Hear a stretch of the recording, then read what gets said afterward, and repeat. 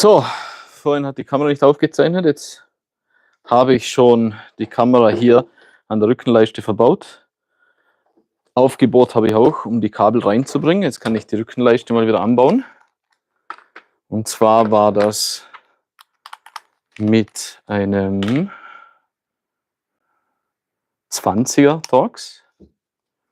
Die Schrauben müssten irgendwo hier sein, hier. Es waren ursprünglich 4 drin, aber eines der Schraubenlöcher habe ich dafür verwendet, das Kabel der Kamera reinzubringen. Wie ich vorhin versucht habe zu erklären, haben wir bei diesem Mini 2006er Baujahr ein Android-Radio eingebaut. Und der Radio kam mit einer Rückfahrkamera. Die baue ich gerade hier ein.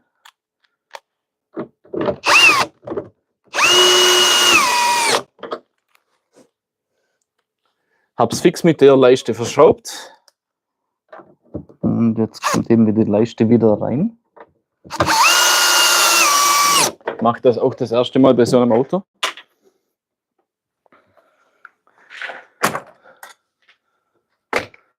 So, soweit haben wir jetzt das Kabel hier.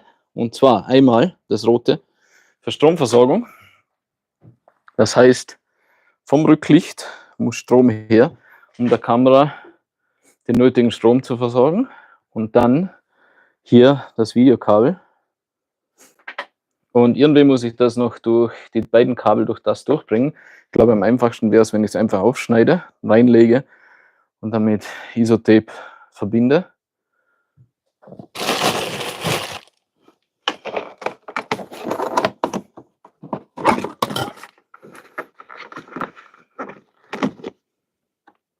Okay, das ist der Stecker.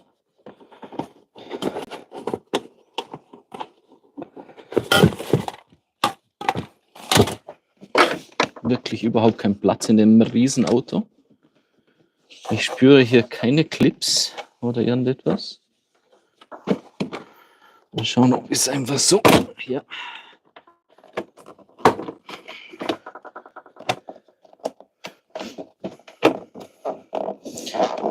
Das hier rauslösen, die Gummidichtung.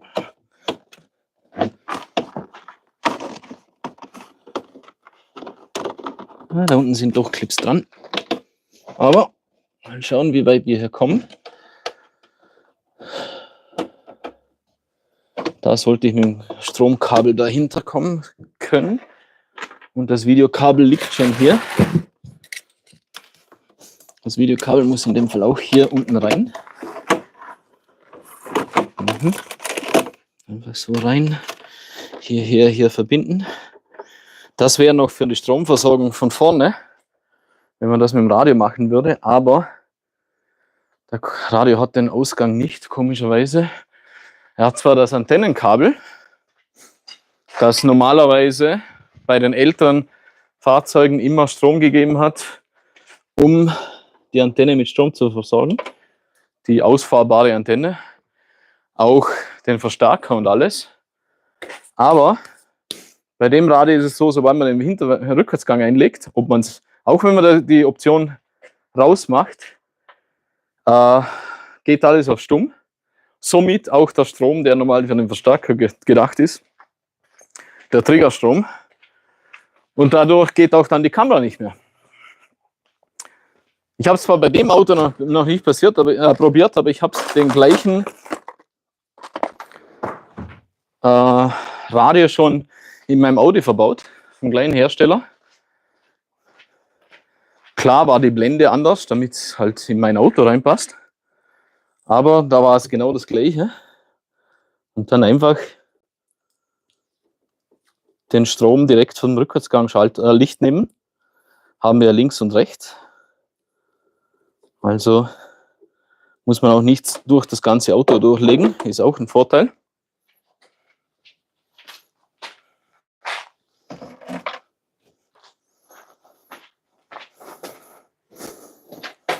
Das Stromkabel ist hier dabei.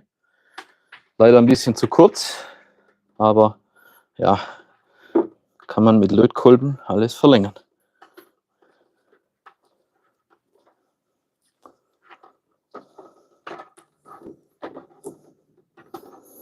Das Isolierband ist nicht da, dass es isoliert ist, die Steckverbindung, sondern dass sie einfach nicht durch Vibration sich eventuell löst.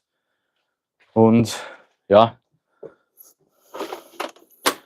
so wie gesagt, hier schneide ich am besten den Gummi auf, weil das Loch nicht groß genug ist, dass diese Stecker rein können. Ich möchte auch nicht dieses Kabel abzwicken und dann danach wieder neu verlöten. Das bringt bei der Schirmung immer Verluste und somit auch schlechtere Videoqualität. Beim Radio dann vorne ist eh schon ein billiges Gerät, also lieber nichts machen, dass das Ganze noch schlechter machen könnte.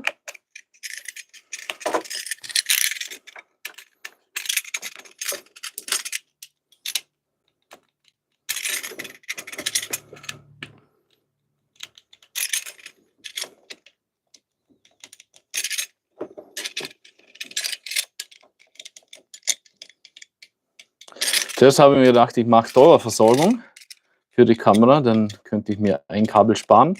Aber das schlimmere Kabel zum Durchziehen ist sowieso das Videokabel. Auch zum nachher verlängern, weil das Videokabel eine Schirmung hat. Die Spannungsversorgung hatte das nicht, das wäre dann viel einfacher. Aber da ich das sowieso schon aufschneide hier, kann ich genauso auch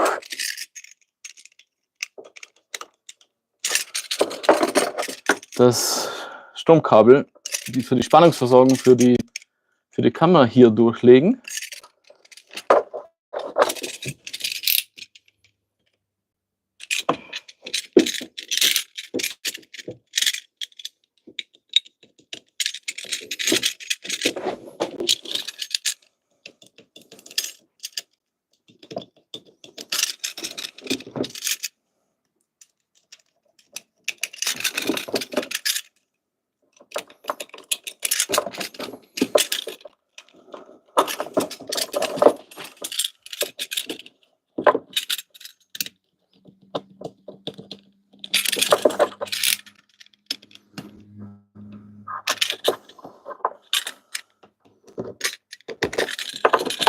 So, das ist raus.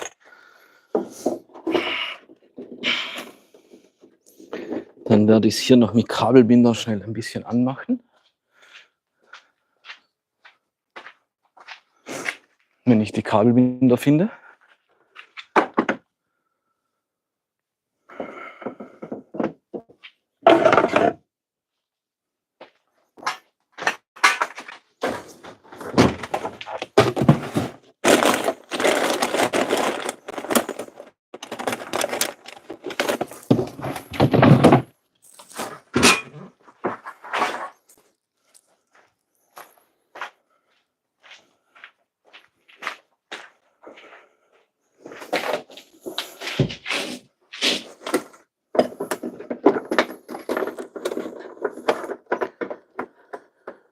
Die Befestigung mit den Kabelbindern ist hauptsächlich darum, dass ich eine Zugentlastung für die Kabel habe und damit sowas nicht passiert.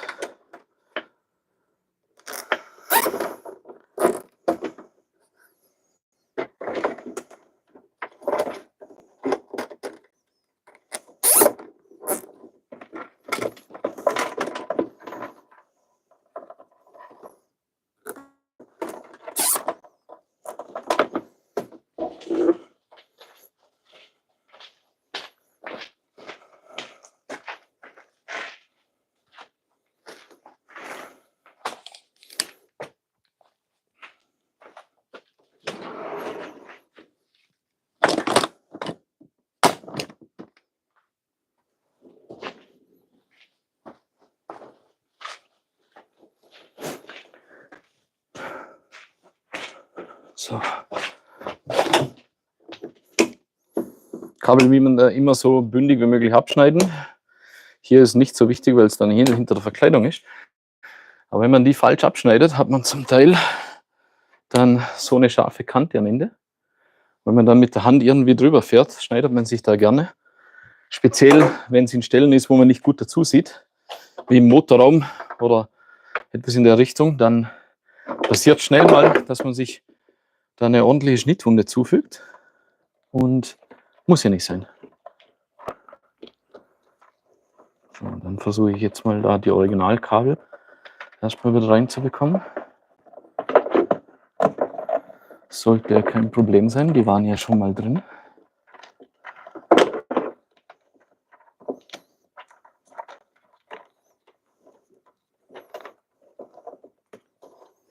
Okay. Und jetzt versuchen, diese Kabel dazuzulegen.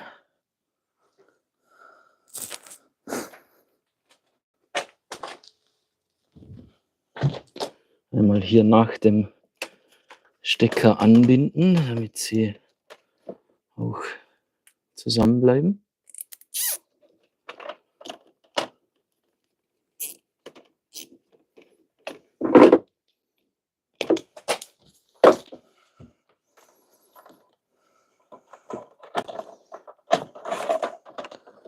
Lang genug sind die Kabel hinten. Jetzt kann ich die mal so reinlegen. Bis hier rein. Hier wird es ein bisschen knapp. Aber ja.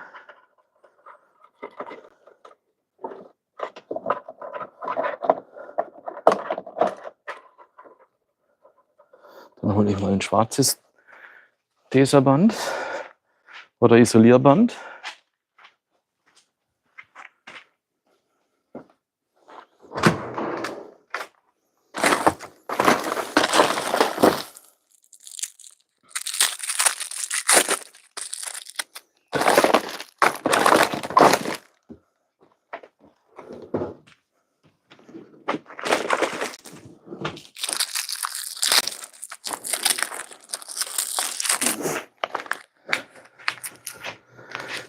So, leider habe ich kein Originales mehr. Das ist so ein No-Name. Hoffe, dass es trotzdem hält. Um ehrlich zu sein, hatte ich bis jetzt manchmal Probleme damit. Aber ja, hier ist es mehr oder weniger sowieso im Innenraum des Fahrzeugs. Also es muss nicht UV-beständig sein, es muss nicht wasserdicht sein, wirklich. Eigentlich geht es hier nur darum, dass wenn man die Tür auf und zu macht, dass die Kabel eigentlich nicht eingeklemmt, abgedrückt werden und eben eventuell einen Kurzschluss verursachen.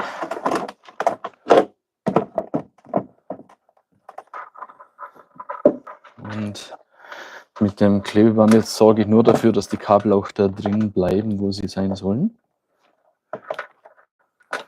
Und nicht dann irgendwo rauskommen, eine Schlaufe machen und die Schlaufe dann irgendwo hängen bleibt. Wäre auch nicht gut. So, mal schauen.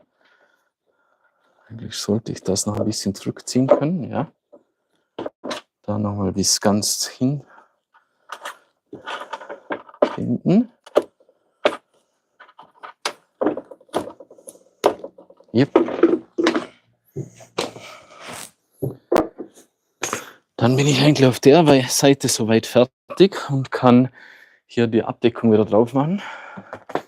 Wichtig, nicht vergessen bei der Abdeckung, die Zugentlastung zuerst durchführen. Das Loch ist ein bisschen knapp bemessen, also ist immer ein bisschen eine Fummlerei, bis das mal durchgeht. Beide Seiten.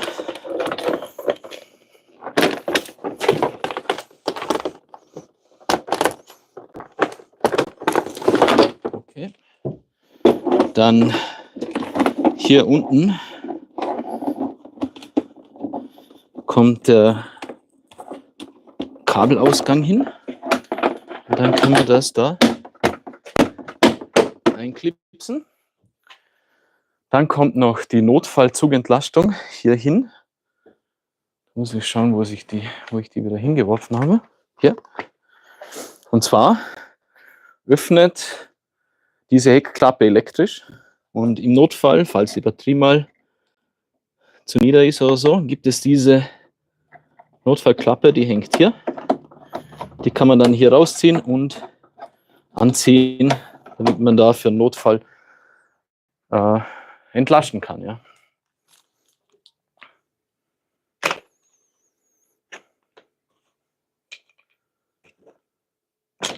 Dann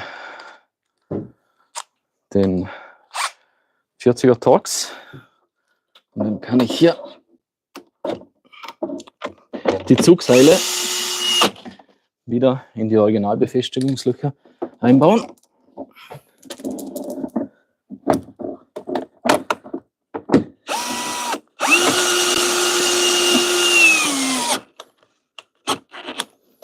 Okay.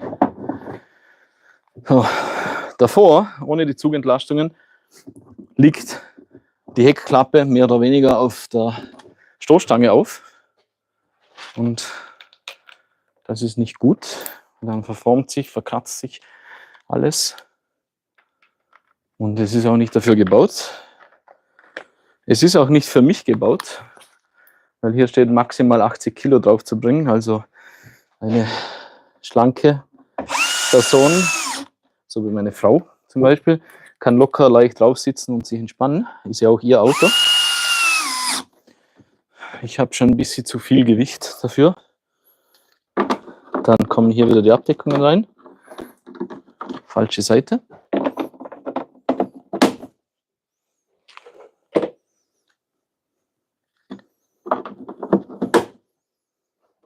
So, jetzt muss ich schnell den Lötkolben holen, das Kabel verlängern.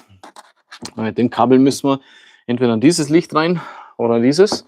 Beide haben sie hier unten die weißen Rückfahrscheinwerfer. Das Videokabel haben wir hier schon jetzt drin.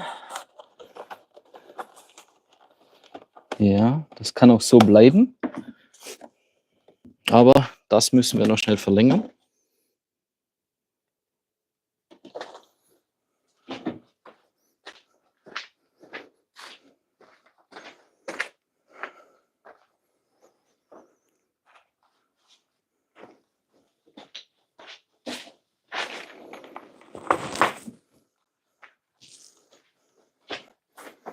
Eigentlich wollte ich einen Gaslötkolben dafür verwenden, aber mir ist heute das Gas ausgegangen.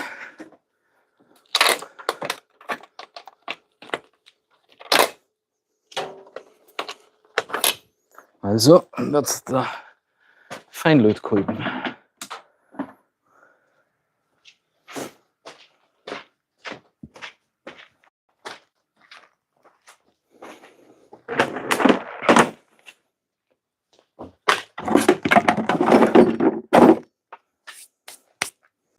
Irgendwo hat die ein Feuerzeug.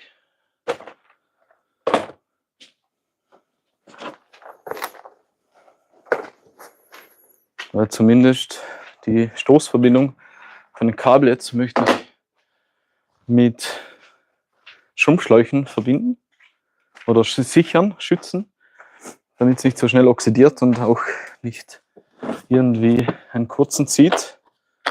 Muss ja nicht sein.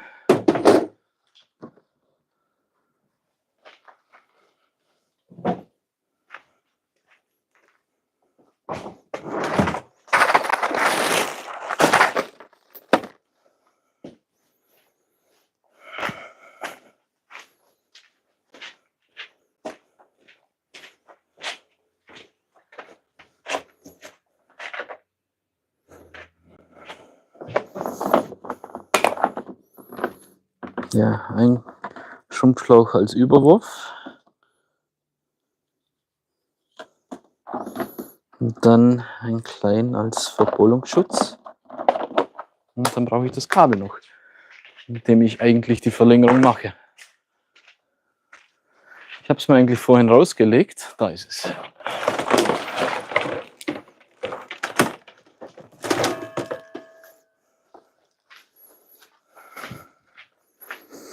Ich weiß, das Kabel ist hier ein bisschen Overkill. Das sind 2,5 Quadrat Lautsprecherkabel. Würde es eigentlich hier nicht benötigen. Aber ich habe gerade erst meine Soundanlage im Schlafzimmer ausgebaut.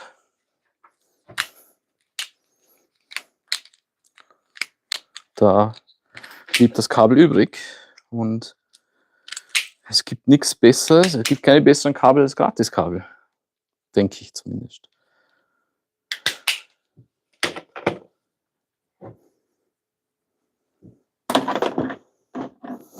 Dann schneide ich hier den Minus auch kürzer. Das mache ich immer so, versetzt die Kabel schneiden. Dann selbst wenn die Isolierung mit dem Schrumpfschlauch mal weggehen sollte, können sich die trotzdem nicht berühren. Im Grunde braucht man dann auch gar keinen einzelnen Schrumpfschlauch für die einzelnen Litzen. Man könnte auch einfach einen gesamten Schrumpfschlauch drüber machen, aber ja, doppelt hält besser und dreimal ist nochmal besser.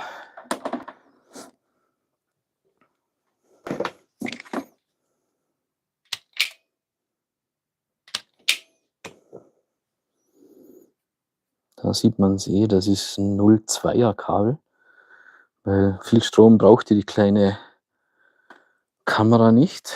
Sollte eigentlich die gleiche Kamera sein wie, zumindest hat es der Verkäufer so angegeben, wie im Sony Xperia, die Hauptkamera, ungefähr 8 Jahre zurück, glaube ich. Keine Ahnung, was das genau für ein Modell war. Aber das hat der Verkäufer zumindest angegeben. Er hat gemeint, gute Nachtsichtfähigkeit, großer Sensor. Allerdings die Größe vom Sensor der Kamera hat er nicht angegeben. Er meinte nur, dass der Sensor sehr groß ist für den Preis. Und ja, diese Kamera baue ich jetzt ein.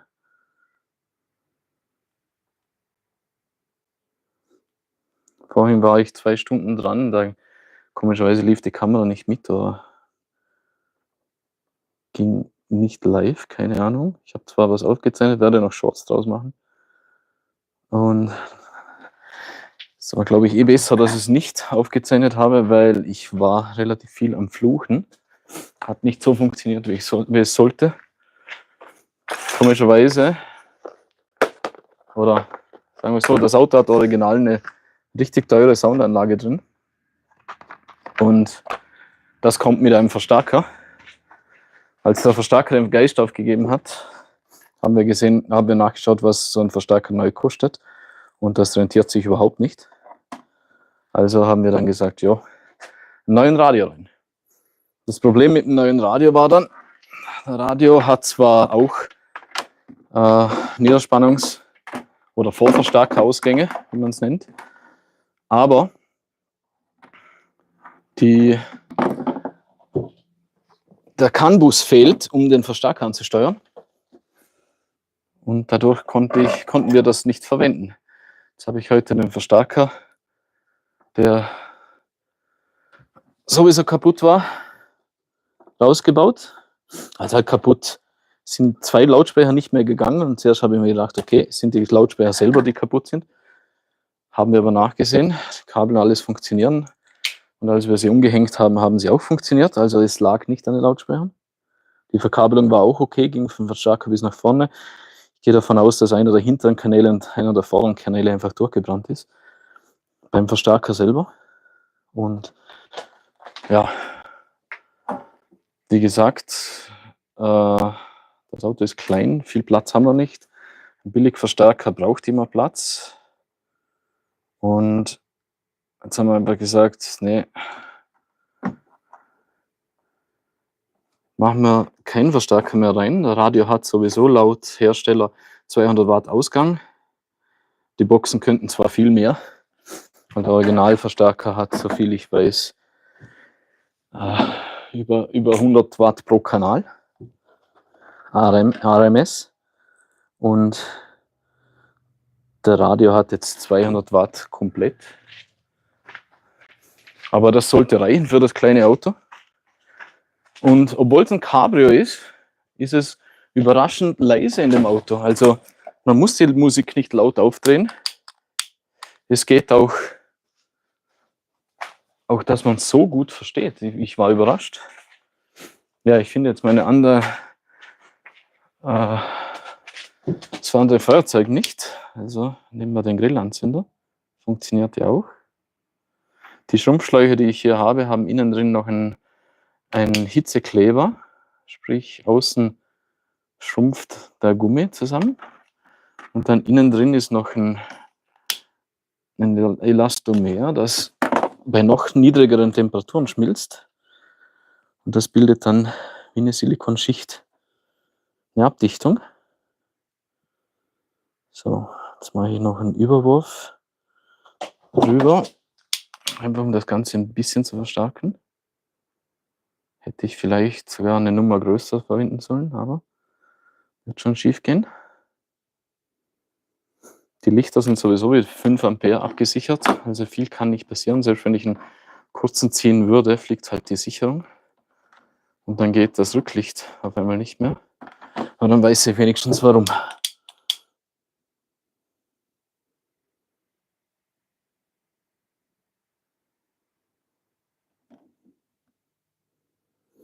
Ja, und wie ihr schon seht, ich bin nur Hobbywerker. Ich habe weder Elektriker gelernt noch Automechaniker. Ich habe eigentlich Maschinenbau gelernt. Sollte ein Theoretiker sein, arbeite aber schon seit längerem mit Baumaschinen. So 17 Jahre jetzt. Davor habe ich in der Firma meines Vaters gearbeitet, war eine Schlosserei. Aber die Firma hat mehr oder weniger alles gemacht. Sprich auch Glasbearbeitung, Holzbearbeitung. Drum jetzt meine Werkstatt hier, außer dass sie jetzt im Moment komplett zugemüllt ist. Ich habe alle Maschinen, um Holz zu bearbeiten. Ich habe Maschinen, um Metall zu bearbeiten. Schweißgeräte und weiß der Teufel was. Und ja, ursprünglich war die Idee, dass ich die Werkstatt vermiete, wenn ich zurück bin aus Afrika. Aber das sind rechtliche Probleme. Oder sagen wir es so, versicherungstechnische Probleme, weil wenn jetzt einer meine Werkstatt mietet und sich dann in meiner Werkstatt verletzt, dann hafte ich dafür. Und ja, das finde ich jetzt doch nicht so charmant, wenn ich dafür hafte, weil jemand mit meinen Maschinen nicht umgehen kann. Aber es macht auch Sinn. Das ist sowieso ein Thema, das immer wieder aufkommt. Wenn ich das versuche zu erklären, heißt es immer, aber das geht doch, das geht doch. Ja, es geht schon. Es gibt so, wie soll ich sagen, Grauzonen. Also legal ist es, ich könnte es auch offiziell vermieten, versteuern. Das ist nicht das Problem. Das Problem, das ich habe, ist, falls jemandem was passiert, in meiner Werkstatt mit meiner Maschine, muss ich zuerst mal 100% nachweisen können, dass alle Schutzeinrichtungen von der Maschine an ihrem Platz waren, Verzeihung. Und dass es nicht daran liegt, dass die Verletzung zustande gekommen ist. Und ja, wenn der natürlich selber hier arbeitet, für sich, dann greift auch meine Haftpflichtversicherung nicht.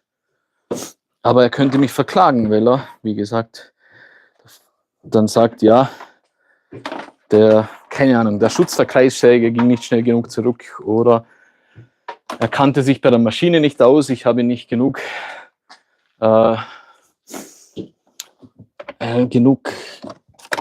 eingearbeitet auf der Maschine, sondern das in der Richtung. Und ja, falls jemand von euch sich da besser auskennt, dann bitte schreibt mir was unten rein. Ich würde immer noch gerne ein bisschen Geld mit meiner Werkstatt machen, da habe ich überhaupt kein Problem damit. So, ich habe jetzt da auf der Seite die Verkleidung rausgenommen. Da ist noch eine Befestigungsschraube drin. Ich weiß nicht, wofür die eigentlich gut ist, aber die ist hier drin. Jetzt versuche ich mit dem Kabel darauf zu kommen. Ich sehe das Kabel schon. Und hoffentlich das Kabel hier rauszubekommen. Dann kann ich es dann von hier aus weiterführen.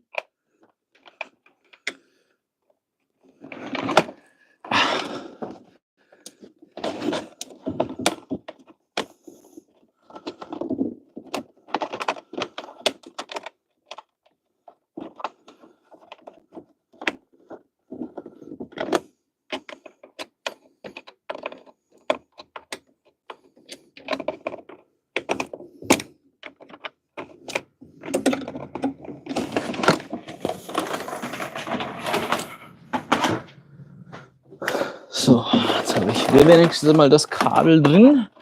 Soweit, so gut. Das heißt, ich kann diese Abdeckungen hier mal wieder in Position bringen.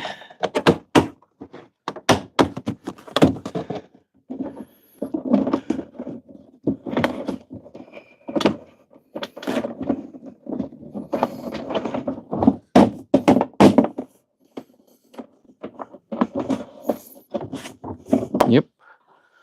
So, mal schauen, ob soweit alles funktioniert, sprich, ob die Heckklappe wieder verschließt. Noch nicht. Ja. Wie man es hört,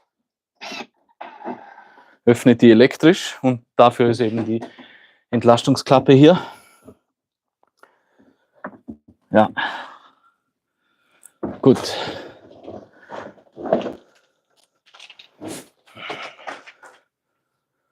Jetzt müssen hier die Heckklappen wieder raus. Da ist innen drin so eine Abdeckung. Die geht ganz gut raus. Und da dahinter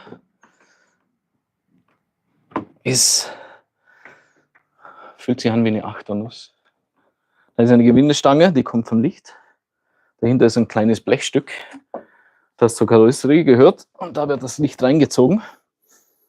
So wie es sich anfühlt, würde ich sagen, dass das ein Achter ist. Die Gewindestange ist relativ lang.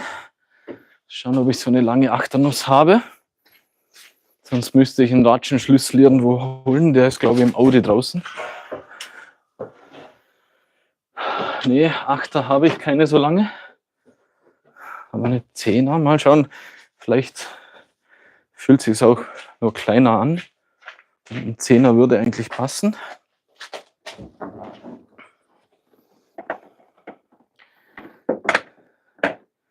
Ne, komme ich nicht rein. Okay, ich gehe kurz zum Audi. Bin gleich wieder da.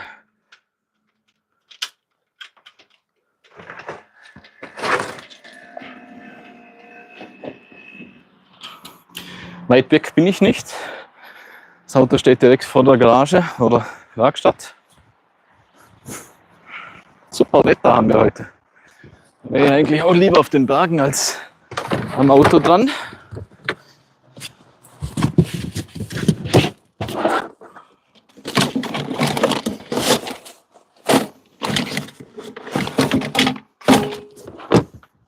Okay. Doch nicht im Audi.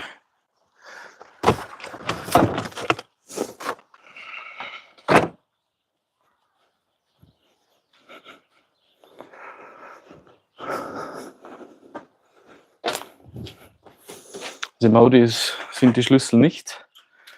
Ich schaue, ob ich es anders wie rausbekomme, weil ich habe die Schlüssel meinem Bruder geliehen.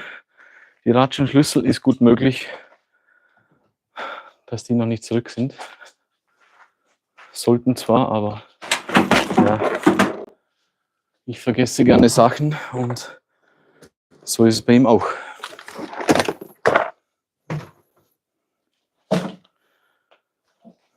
Jo. Jetzt mache ich mal das Verdeck zu. Dann kann ich nämlich hinten das Verdeck anheben. Also es gibt hier eine Möglichkeit, das Verdeck hier anzuheben. Dafür muss aber das Dach zuerst mal zu sein.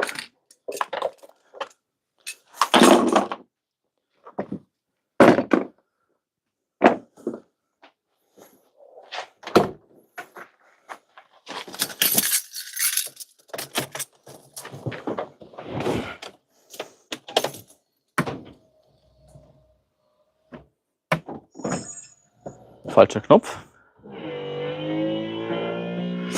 Das Verdeck ist hydraulisch. Ist jetzt 18 Jahre alt und funktioniert eigentlich einwandfrei. Ja. Okay, wenn ich das Verdeck nicht ganz zumache, bekomme ich die Fehlermeldung.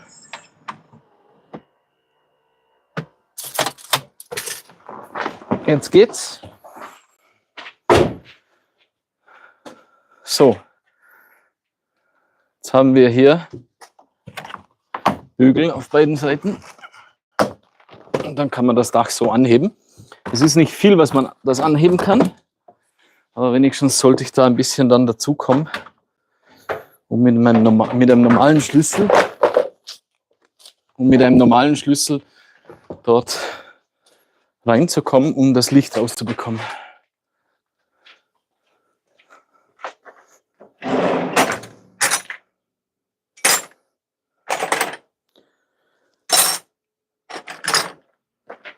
Da haben wir 8 und 10.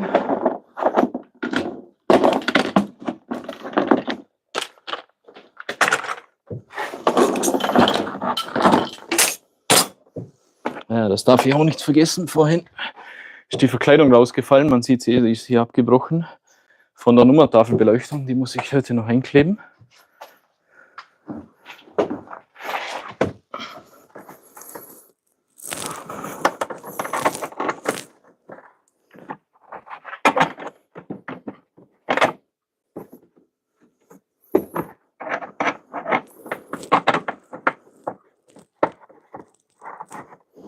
Okay, der Schlüssel ist nicht gut. Ich brauche eine Vielzahl Schlüssel, weil nicht viel Platz ist, um mich da drin zu bewegen.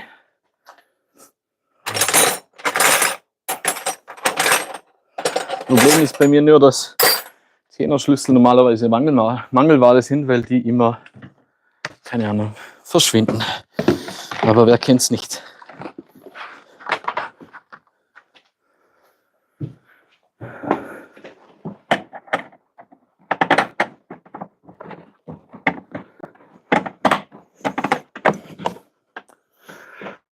Ich habe gehofft, dass die Schraube einfacher rausgeht, weil ich die Lichter gerade erst raus hatte zum Reinigen, glaube ich vor einem Monat oder so. Aber so wie es aussieht, will die Mutter sich nicht von alleine bewegen. Also nicht nur durch Fingerkraft alleine. Nee.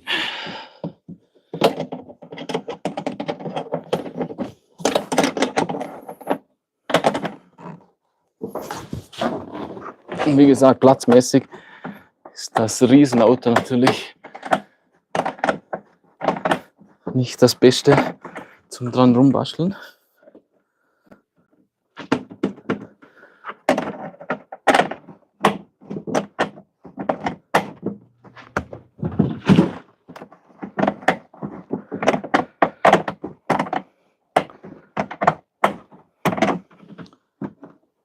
Er bewegt sich immer noch nicht.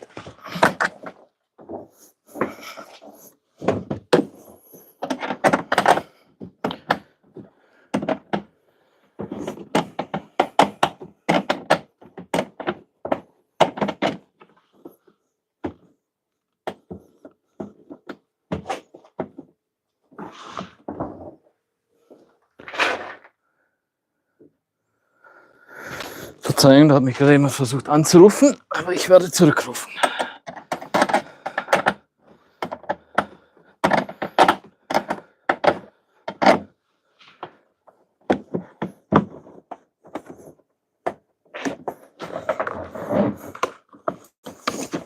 Ja, ich weiß, ich habe vorhin gesagt, ich sollte mich nicht hinten raussetzen. 80 Kilo Beschränkung, ich habe 90. Aber ich komme sonst nicht dazu.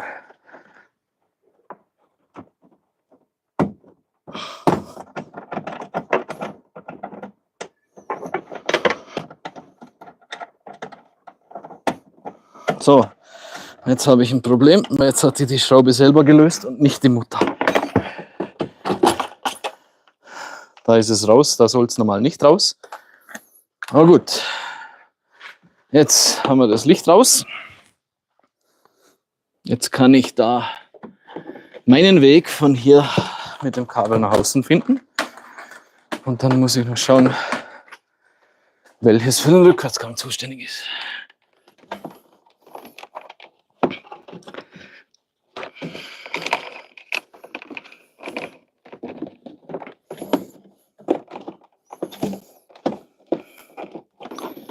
Komm.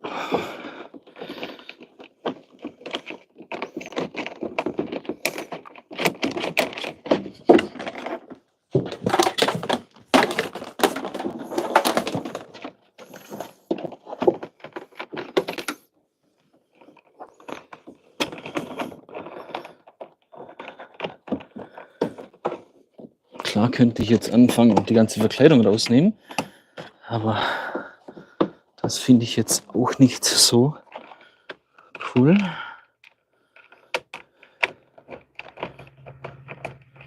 Ich spüre, dass das Kabel nahe an meinem Finger ist.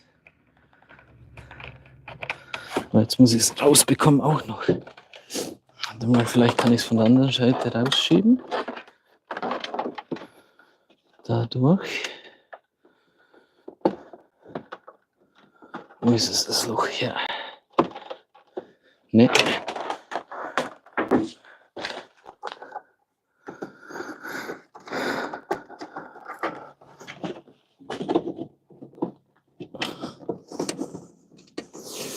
Da oben müsste ich rauskommen.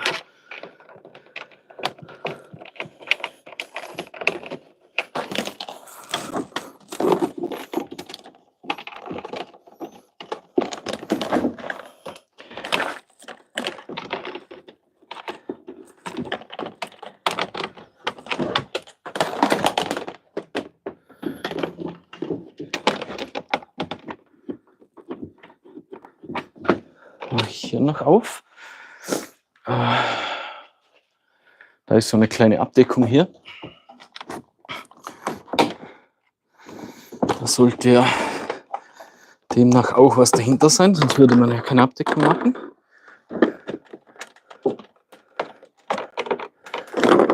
Da komme ich mit dem Kabel mal so raus.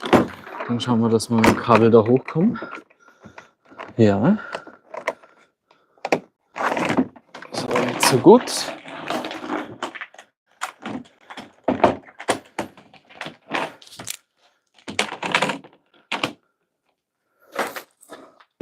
Dann ganz wichtig schauen, dass wir wieder oben drüber gehen.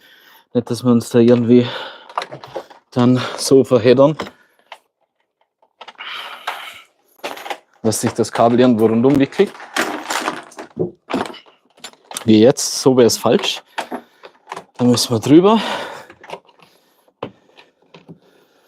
Das Kabel so flach wie möglich rein. Ja. Okay, jetzt kann ich die Abdeckung wieder drauf machen.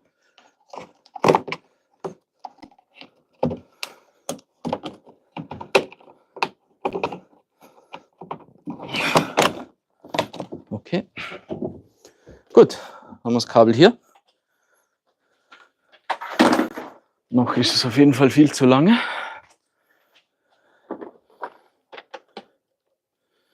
Und dann wir es hier verbinden, sodass man im Nachhinein immer noch einfach ausstecken kann und das Licht wechseln kann. Hier gibt es noch eine Option. Es gibt einen Mini, der hat Nebelscheinwerfer rechts, Rückfahrscheinwerfer links. Aber der hier hat die extra Option, okay, ja, mit der Nebelscheinwerfer unten in der Mitte. Dadurch sind beide Seiten mit weiß angeschlossen, was die, Verzeihung, hier mit weiß angeschlossen, nicht mit blau. Das heißt, dass beide das normale weiße Rückfahrlicht verwenden. Jetzt muss ich schauen, was Masse ist. Ich gehe davon aus, dass schwarz die Masse ist. Das wäre hier braun. Das wäre gut.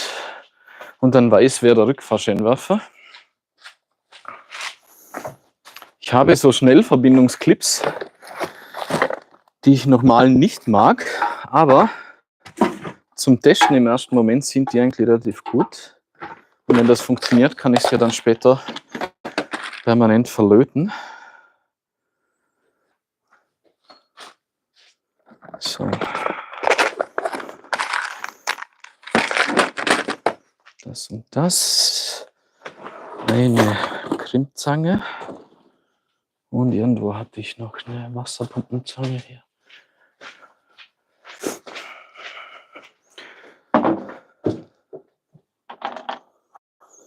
So, hier geht es jetzt so, dass hier das Kabel durchgeht, das Originalkabel. Dann drückt man so zusammen. Das Kabel wird dann in den Schlitz, den man da innen sieht, reingedrückt. Und dadurch kann man dann mit einem Flachstecker da von der Seite reinfahren und den Strom rausnehmen. Also kommen hier auf das Abgangskabel mal 2 Flachstecker drauf. immer auf die richtige Größe schauen. Wie vorhin gesagt, ist das 2,5 Quadrat. 2,5 Quadrat ist im Elektrikerbereich normalerweise eingefärbt blau. 1,5 Quadrat wäre rot. Gelb wäre 0,75. So. Jetzt hier in der Mitte rein. Bisschen zu lang.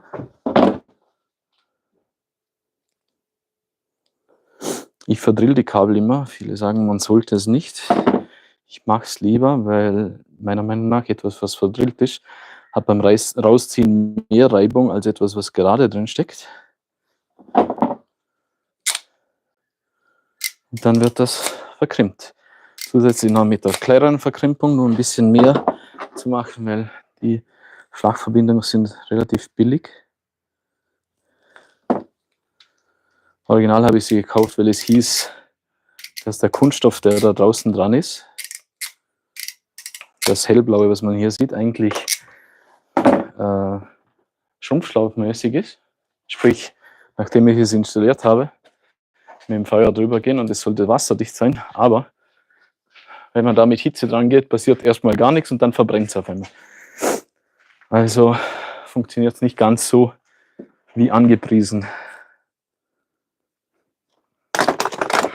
So, hier meine kleine Wasserpumpenzange, die drückt relativ parallel. Dadurch geht es dann auch relativ gut hier rein. Jetzt reinlegen das Kabel drauf und zusammendrücken. So, hier klebt das Plastik nur ein. Dann, ich versuche mal euch näher ranzubringen, vielleicht sieht man es dann besser.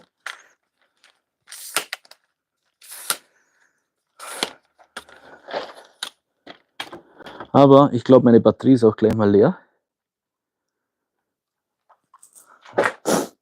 Vom Handy, weil ich bin schon länger am Aufzeichnen. Jetzt habe ich gerade gesehen, dass der Bildschirm dunkel wird. Also eventuell bin ich gleich mal weg, dann tut es mir leid. Unten habe ich leider das Mikrofon im Moment. Da sieht man es jetzt. So, ich habe es runtergedrückt. Jetzt ist es reingedrückt, was die Isolierung auf die Seite drückt und dadurch Kontakt macht. Hier der Schutz klickst noch hinten ein. Ein bisschen mehr drücken, damit es auch wirklich unten ist. Und jetzt kann ich dann rot auf weiß stecken. Und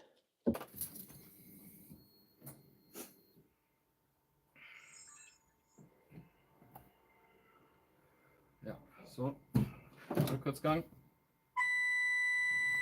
Kamera funktioniert.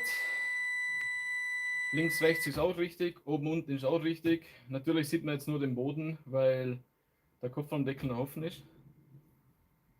Ja, den Piepston, den ihr gerade gehört habt, ist, weil einer der Rückfahrsensoren kaputt ist. Und das kommt dann als Fehlermeldung. Funktioniert im Moment auch nicht. Darum ist die Kamera umso wichtiger für meine Frau. Jetzt ist leider mein Ladekabel sehr kurz. Also kann ich euch nicht wirklich mitnehmen bis nach hinten. Aber ich versuche jetzt wieder das Licht einzubauen. Das Problem ist, dadurch, dass die Schraube hier raus ist, kriege ich es nicht mehr zum Einrasten. Jetzt muss ich die Schraube erst wieder rausdrehen. Dadurch geht es hier mit der Zange besser. Am besten wäre, wie gesagt, die Ratschenschlüssel. Die wären Luxus jetzt.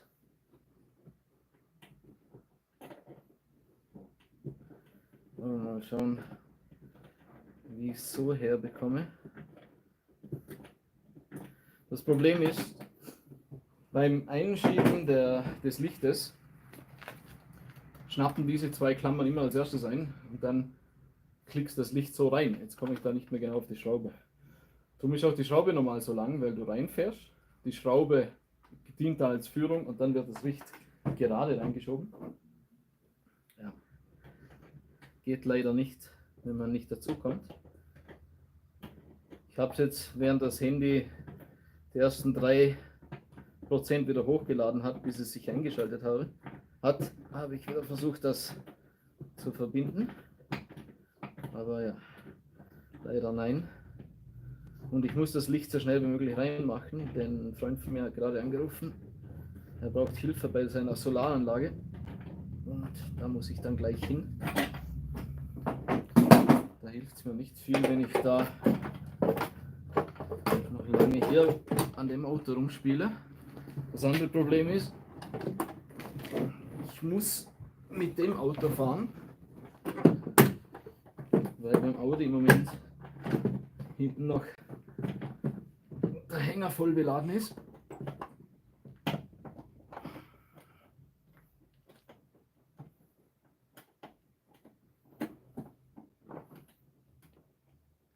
Ich glaube, ich habe es reingeschickt. Ja. So. Jetzt wieder mit dem Zählerschlüssel anziehen.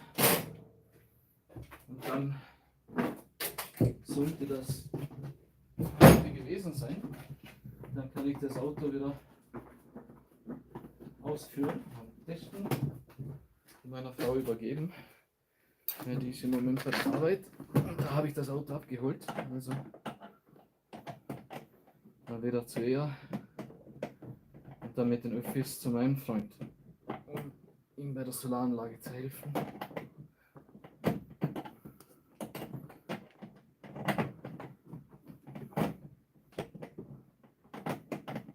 Was will ich jetzt für einen Ratschenschlüssel?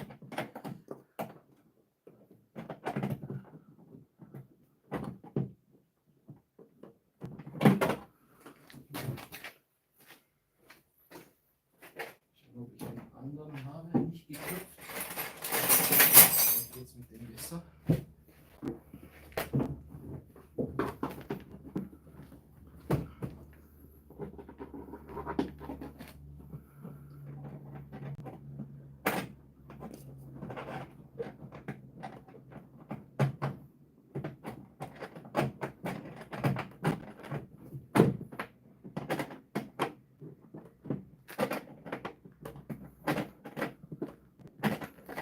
So würde ich nicht sagen, aber es geht.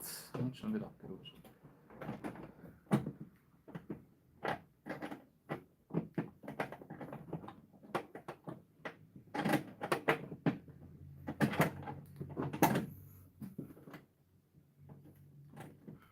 Wie haben wir denn noch? Mindestens 20 Dinge. Cool wäre, wenn man das noch mit aufmachen könnte, aber deswegen auch nicht.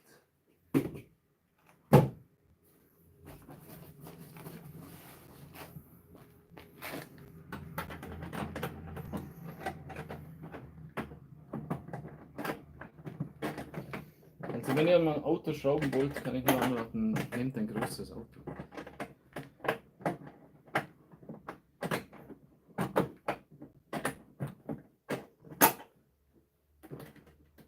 Und schaut zu, dass jeder dein Werkzeug regelmäßig zurückbringt. Weil genau für so einen Job habe ich mir die Ratschenschlüssel gekauft. Die haben da vorne so ein Gelenk dabei, dass man sich ein bisschen, ja, sagen wir mal, ums Eck ratschen kann.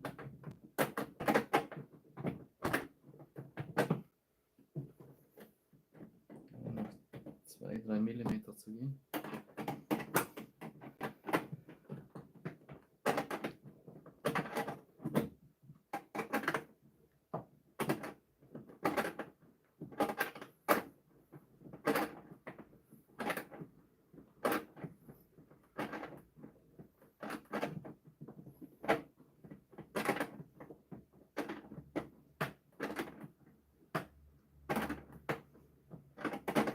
Dann muss ich später noch, da meine Frau bis 6 arbeitet, wird es knapp. Ich muss noch ein bisschen Halloween-Dekoration machen.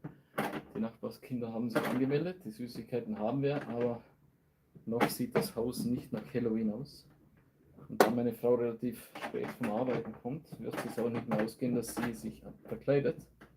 Das Gute ist, dass ich so schon wie ein Monster aussehe, also brauche ich auch keine Schminke, keine Verkleidung, nichts.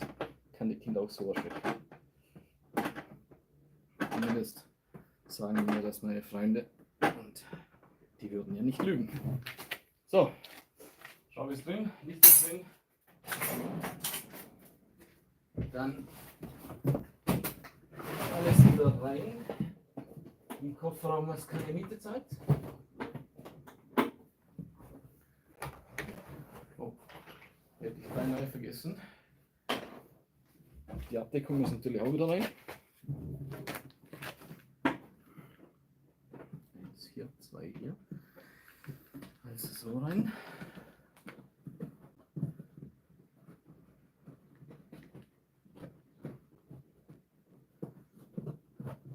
Ja.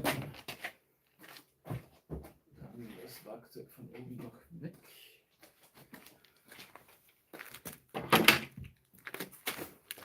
Die Hutablage, wenn man es überhaupt so nennen kann, bei dem Riesenauto, da wieder rein.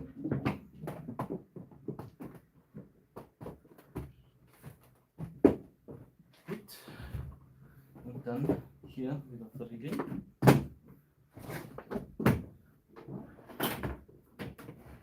Oh ja, hätte ich was vergessen. Die Abdeckung für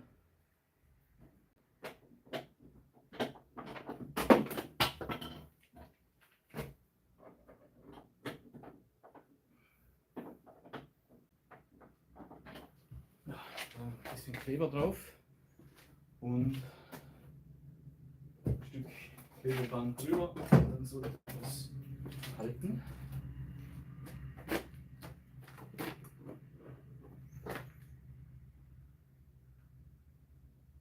Nicht zu viel Kleber, weil ich habe den Kleber dann wieder nur auf den Händen. Und das für Tage, weil der Dreck einfach nicht runtergeht, weil es einfach ein guter Dreck ist. Gut, und der Kleber ist schon überall.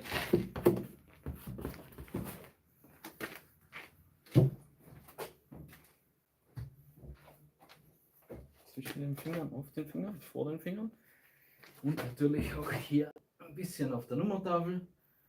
Auf der neuen Nummertafel meiner Frau, da wird sie ganz glücklich sein. Oh, auf der Kamera auch.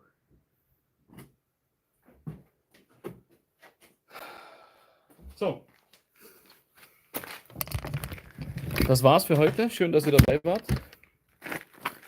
Mit dem Bini bin ich soweit fertig. Jetzt muss ich, wie gesagt, los. Ja, Kleber noch von den Fingern waschen.